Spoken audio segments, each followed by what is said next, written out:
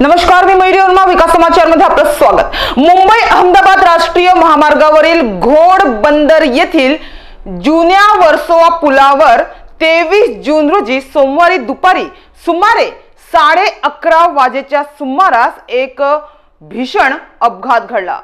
घोडबंदर येथील जुन्या वर्सोवा पुलावरून एक भरधाव टँकर लोखंडी ग्रिलचा कठडा तोडत थेट खाडीत कोसळला. या भीषण अपघातात टँकर चालकाचा मात्र जागीच मृत्यू झाला. तर या अपघातानंतर संपूर्ण टँकर मात्र पाण्यात बुडाला. याबाबत मिळालेल्या प्राथमिक माहितीनुसार हा टँकर वसईहून ठाण्याकडे निघाला होता.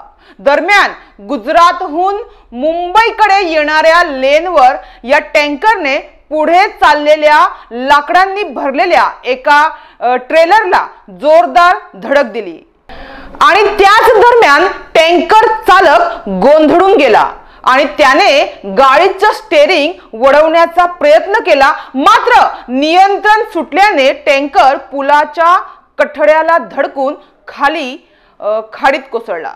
तर या अपघाताची माहिती मिळताच पोलीस, अग्निशमन दल आणि आपत्कालीन बचाव पथक तातडीने घटनास्थळी दाखल झाले.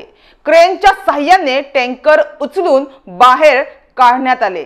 मात्र संपूर्णपणे पाण्यात बुडालेला हा टँकर बाहेर काढताना प्रशासनाला मोठ्या अडचणींचा सामना करावा लागला.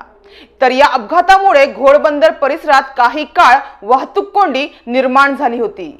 तर पाण्यात बुडालेल्या टँकर चालकाचा या अपघातात दुर्दैवी मृत्यू झाला. दरम्यान मुंबई अहमदाबाद राष्ट्रीय महामार्गावर गेल्या काही दिवसांपासून मोठ्या प्रमाणात वाहतूक कोंडी होत आहे.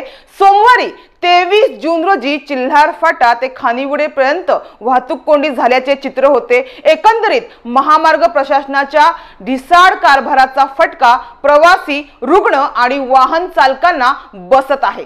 प्रशासनाचे नियोजन नसल्यामुळे, नियोजन शून्य असल्यामुळे उलट्या दिशेने वाहन जात आहेत. यामुळे मोठ्या प्रमाणात वाहतूक कोंडी होत आहे. तसेच गेल्या काही दिवसांपासून महामार्गाच्या उड्डाण पुलांची कामे सुरू असल्याने देखील वाहनांच्या लांबच लांब रांगा पाहायला मिळत आहे आणि या भयानक वाहतूक कोंडीत वाहन चालक त्रस्त झाल्याचे पाहावयास मिळालं.